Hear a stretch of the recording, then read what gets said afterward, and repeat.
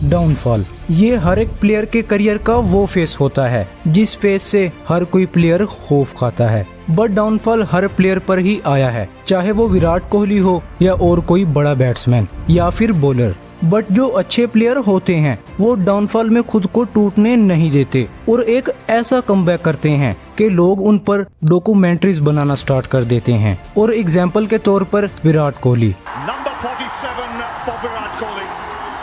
जिन्होंने 2020 से लेकर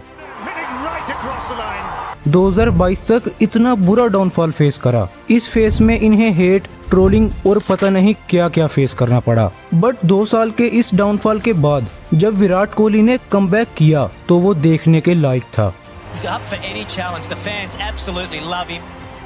जहां उन्होंने सचिन तेंदुलकर की सेंचुरीज का रिकॉर्ड तोड़ा, सिंगल वर्ल्ड कप में सबसे ज्यादा रन्स बनाने का रिकॉर्ड एंड और भी न जाने क्या क्या। अब आप लोग भी सोच रहे होंगे कि मैं ये सब आपको क्यों बता रहा हूँ। ये सब बताने का मतलब ये है कि अगर किसी अच्छे प्लेयर के करियर में डाउनफॉल आता है तो वो कमबैक भी करता है। लेकिन पाकिस्तान टीम जो 2022 से पहले बॉलिंग के बलबूते पर ज्यादातर मैचेस जीत रही थी,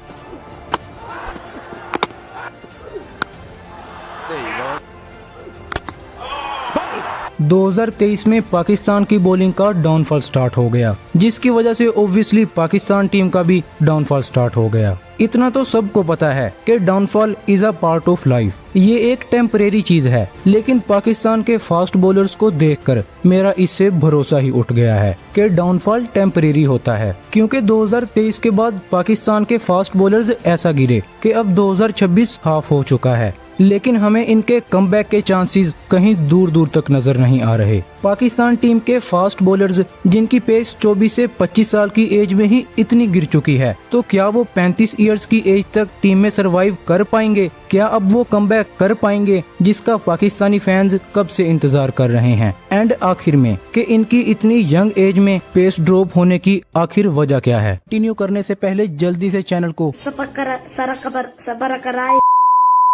सब्सक्राइब कर लो। आपको पता ही है कि Pakistan team ACC and ICC tournaments में सरवाइव करती है, तो उसमें 80% हाथ पाकिस्तान की बॉलिंग का रहा है, जिसकी मुझे कोई एग्जाम्पल देने की जरूरत नहीं है क्योंकि ये सब आपको पता ही है। लेकिन जब पाकिस्तान टीम की बॉलिंग का डाउनफॉल आया, मैं बात कर रहा हूँ 2023 की, जब 2023 के वर्ल्ड कप में पाकिस्तानी फास्ट बॉलर्स की फॉर्म बहुत ही ज्यादा बुरी गई एंड उसके बाद कभी भी शाहीन, हारिस रऊफ या नसीम रिकवर नहीं कर पाए। पाकिस्तान टीम की फास्ट बॉलिंग का डाउनफॉल तब से लेकर अभी तक चल रहा है, जिस वजह से पूरी पाकिस्तान टीम ही बुरे फेज से गुजर रही है, और इतना बुरा फेज कि पाकिस्तान टीम बांग्लादेश जैसी टीम से भी नहीं जीत पा रही।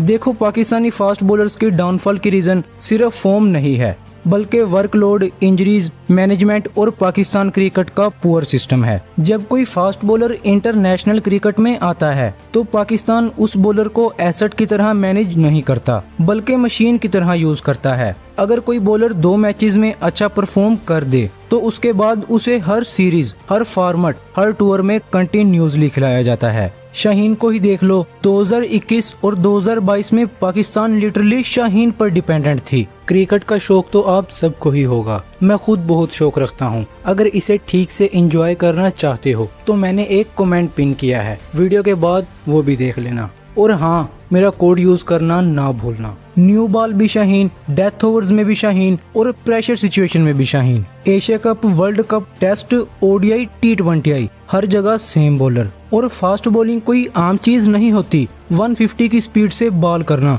बॉडी को तोड़ देता है। नीज, बैक और शोल्डर हर चीज पर प्रेशर आता है। इसीलिए ऑस्ट्रेलिया, इंग्लैंड और न्यूजीलैंड जैसी टीम्स अपने बॉलर्स को रेस्ट देती हैं, रोटेशन पॉलिसी यूज करती हैं। लेकिन पाकिस्तान यहाँ अगर बॉलर रेस्ट मांगे तो लोग कहते हैं कि ये एटीट्यूड दिखा रहा है। अब ये टीम के लिए नहीं बल्कि पैसे के लिए खेलता है, और न जाने किस किस तरह के लोग कमेंट्स करने लगते हैं। शाहीन, नसीम और हारिस रऊफ को मशीन की तरह यूज किया गया। जब ये फॉर्म में थे, पाकिस्तान ने किसी यंग प्लेयर को चांस ही नहीं दिया, जिसका नतीजा ये निकला कि लगातार खेलने की वजह से तीनों बॉलर्स को ही इंजरी फेस करनी पड़ गई। शाहीन की नी इंजरी, नसीम शाह की शोल्डर इंजरी और हारिस रऊफ की साइड स्ट्रेन। ये सब रैंडमली नहीं हुआ, ये ओवर यूज का रिजल्ट था। और सबसे डेंजरस चीज क्या होती है? इंजरीज के बाद इनकम्प्लीट रिकवरी। पाकिस्तान में अक्सर प्लेयर फुली रिकवर होने से पहले ही कमबैक कर लेते हैं क्योंकि टीम ने कोई बैकअप ही रेडी नहीं किया होता,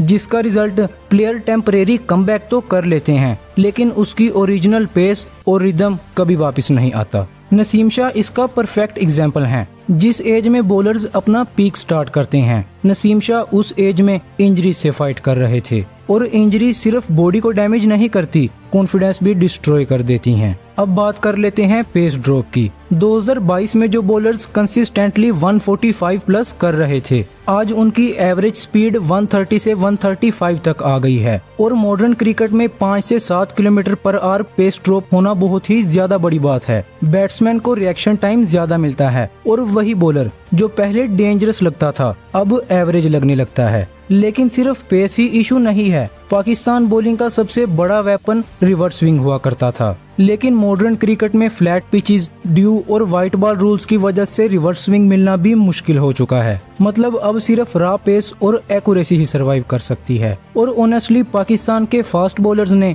अपनी बॉलिंग इवॉल्व नहीं की। वर्ल्ड क्रिकेट में bowlers slower balls, variations, line control और टैक्टिकल बॉलिंग पर शिफ्ट हो गए हैं, लेकिन पाकिस्तान अभी भी सिर्फ पेस पर डिपेंडेंट नजर आता है। जब पेस गई तो इम्पैक्ट भी चला गया। और फिर आती है पाकिस्तान क्रिकेट की मैनेजमेंट, जिसकी हम पहले भी कई बार बात कर चुके हैं। यहाँ प्लेयर्स को लॉन्ग टर्म प्लान के अंडर डेवलप नहीं किया जाता। कभी बॉलिंग कोच चेंज हो जाता है, कभी कैप्टन, कभी मैनेजमेंट। हर 6 मंथ्स में नए प्लान्स और नए एक्सपेरिमेंट्स।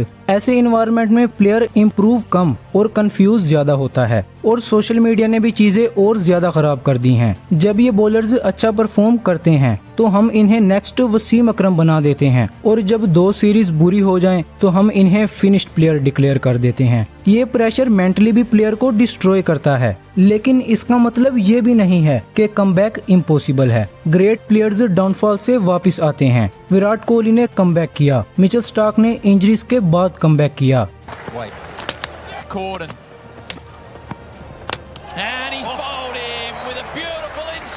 पैट कमिंस ने करियर थ्रेटनिंग इंजरीज के बाद कमबैक किया।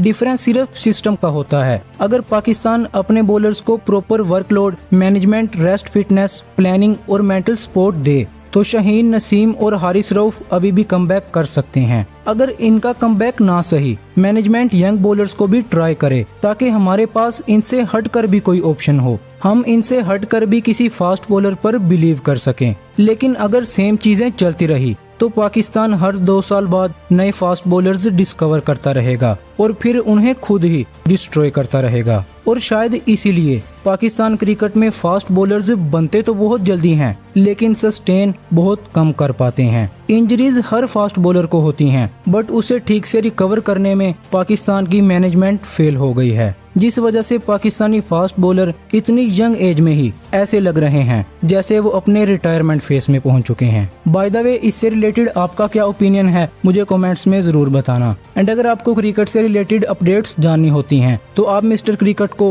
व्हाट्सएप पर भी ज्वाइन कर सकते हो। व्हाट्सएप चैनल का लिंक मैंने डिस्क्रिप्शन में दे रखा है। एंड अगर आपको वीडियो अच्छी लगी हो तो वीडियो को लाइक और चैनल को सब्सक्राइब कर देना। Good bye.